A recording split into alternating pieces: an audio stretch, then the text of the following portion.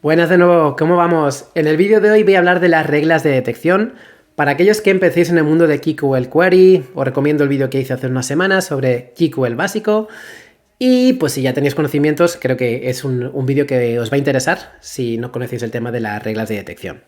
Dicho esto, para aquellos que os interese saber reglas de detección KQL Queries, tenéis aquí mi LinkedIn. Y me podéis seguir, voy a ir publicando, ya he empezado, pero voy a ir publicando cada semana nuevas KQL Queries y quizá pues os son de interés y así también os puedo seguir a vosotros y también publicáis. Muy interesado en ello. Dicho esto, la regla de detección al final lo que nos sirve es para automatizar o programar la ejecución de diferentes queries para que automáticamente pues, se ejecuten cada X tiempo y nos genere una alerta en Defender. Pero no solo esto, sino que las Detection Rule también nos permite reaccionar, tomar acciones sobre la posible amenaza, como ahora bloquear un usuario, aislar un dispositivo si tiene un malware, por ejemplo, mover un email detectado como amenaza, ya sea spam, phishing, malware, a la carpeta de junk folder o directamente eliminar el email, etcétera, etcétera. La verdad que está muy bien. Para crear una regla de detección, principalmente tenemos que ir a la parte de Advanced Hunting, ejecutar la query y luego configurar, como veis aquí a la derecha, la parte de Detection Rule.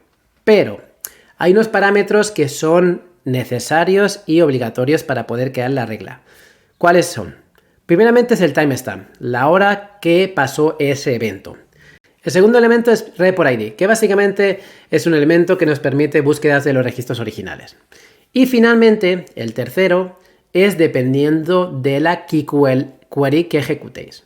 Pero siempre, para resumir, timestamp, report ID y luego uno de los que veis en la parte de abajo dependiendo de lo que estáis ejecutando en la query. Entonces, vamos a crear una regla de detección. Para ello voy a crear una query. En este ejemplo, lo que hago es buscar emails que contengan algún tipo de amenaza y simplemente le digo, dame todos los eventos de email donde la columna Threat Types no esté vacía. Eso significa que hay una amenaza. Puede ser un spam, un phishing o un malware. Y automáticamente le digo que me dé los campos que hemos comentado, ¿no?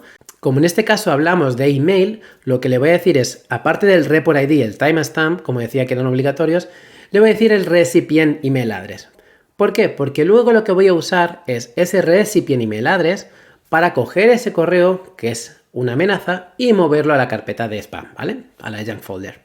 Una vez que lo tengamos todo, le damos a Detection Rule. Si no están esos campos, fijaros, os doy un ejemplo, automáticamente me está diciendo, hey, faltan campos aquí.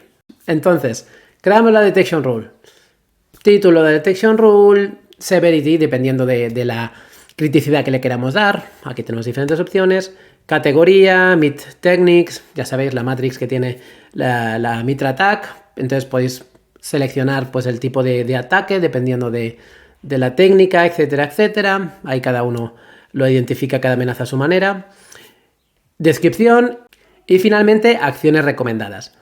Este último campo no es obligatorio, pero si al final pensar que estos tickets los va a administrar, por ejemplo, Helpdesk, soporte, otro departamento, si le decís qué acciones tiene que tomar, cuando ellas abran la alerta, les va a ayudar a saber cuáles son los pasos a seguir para proceder con esta incidencia. La verdad que si lo pensáis de esta manera, al menos para mí es realmente útil.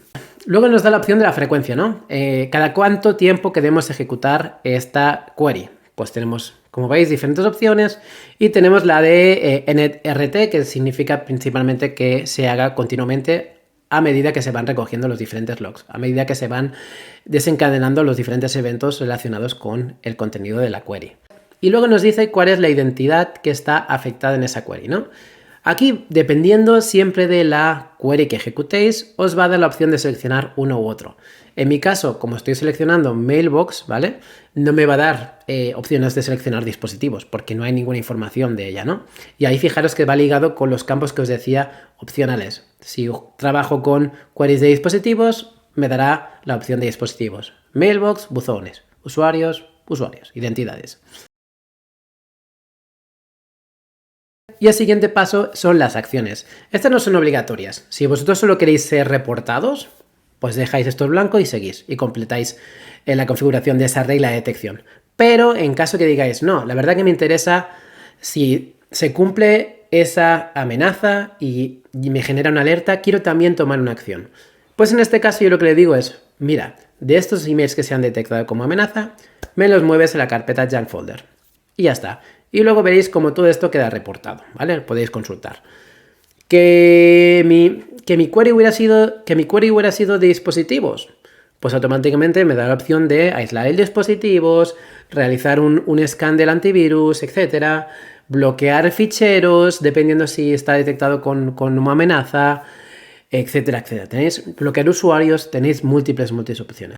Entonces aquí tenéis el link oficial de Microsoft donde se habla extensamente sobre este tema, para no ir yo punto por punto y hacer un vídeo de 40 minutos. Y aparte siempre os digo lo mismo, siempre es mejor ir a la página oficial de Microsoft porque igual de aquí 2 semanas mi vídeo ya queda obsoleto y hay miles de cosas nuevas, etcétera, ¿vale? Entonces, para acabar, ¿cómo podéis ver cuál es el estado de vuestras Detection Rules? Pues tenéis que navegar en la parte de Defender, de Detection Rules, y automáticamente aquí las tenéis listadas. Si las abrís, cada una de ellas os va a decir cuántas veces esa regla de detección ha generado alertas y cuántas veces ha realizado acciones. Y finalmente 2 ejemplos más. Hemos visto uno de correo, aquí tenéis uno de usuarios, ¿vale? Yo le digo que si hay algún usuario que se me loguee desde alguno de estos países, automáticamente me lo bloquee. ¿Por qué? Porque mis clientes solo tienen que loguearse o se espera que su intento de inicio de sesión sea desde Europa. Y ya estaría. Espero que este vídeo os guste. La verdad que yo el tema de la regla de detección es un punto que lo veo muy básico de Defender XDR. Y nada, como siempre os digo, comentarios, likes, compartir, suscribirse al canal, todo eso ayuda a uno a motivarse. Así que os espero por aquí en este canal o por el LinkedIn, como dije al principio. Un abrazo.